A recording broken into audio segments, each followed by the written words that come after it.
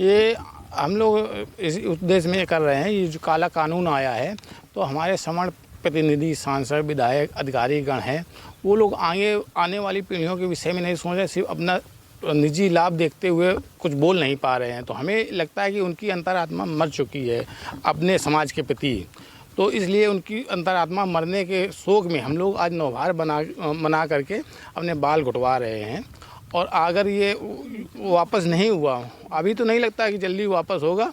अभी हम 3 दिन बाद हम लोग उनकी 13वीं भी मनाएंगे। उनकी अंतरात्मा मरने, आत्मा नहीं मरी है, अंतरात्मा मर चुकी है। वो अंदर से कुछ बोल नहीं पा रहे हैं। इस उद्देश्य में हम लोग नौभार मना रहे हैं यहाँ पर। क्या लग रहा है यूजीसी किस तरीके से जो है वो स्वर्ण समाज के लिए अहित माना जा रहा है? ये बहुत तरह से अहित है। शिक्षा में इस तरह का भेदभाव करना ही नहीं चाहिए। उसके लिए कानून है। अगर कोई आपके साथ जातिगत टिप्पणी कर रही है, आप लोगों ने पहले से SC/ST एक दे दिया है, उसके साथ एक धारा और ये बढ़ाओगे क्या? उसमें आप उनको जब सज़ा देने का प्रावधान है, तो इसकी क्या ज़रूरत थी वहाँ पर?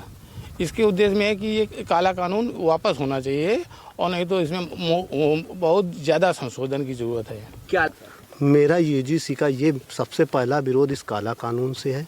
दूसरा विरोध उन जनप्रतिनिधियों से है, वो जो सब जातियों की, सवर्ण जाति के आते हैं, वो किसी भी पार्टी व दल के हैं।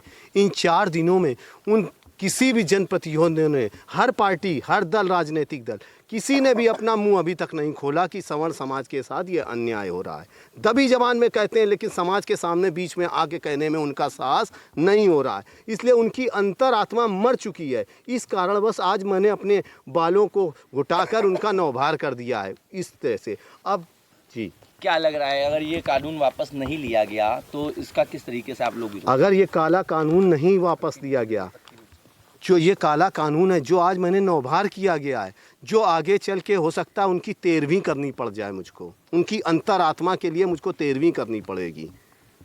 मेरा उद्देश्य ये है। ये लोग कह रहे हैं काला कानून है, ये मेरे तक लागू है, ठीक है। मेरे जो आने वाली पीढ़ी पढ़ेगी जाकर किसी कॉलेज में, तो जब 2 छात्रों में, 2 समुदाय के छात्रों का विवाद होगा, तो उसमें होगा क्या? कोई एक छात्र का दूसरे छात्र पर इस प्रकार कानून का प्रयोग करेगा। जब प्रयोग करेगा तो उसके दूसरे छात्र को, सवर्ण छात्र के बिरादरी के छात्र को हटा दिया जाएगा। उसके उपरांत जांच होगी। जांच के उपरांत मान लिया गया कि जांच के उपरांत वो फर्जी पाया गया, तो उसका तो कैरियर चला गया।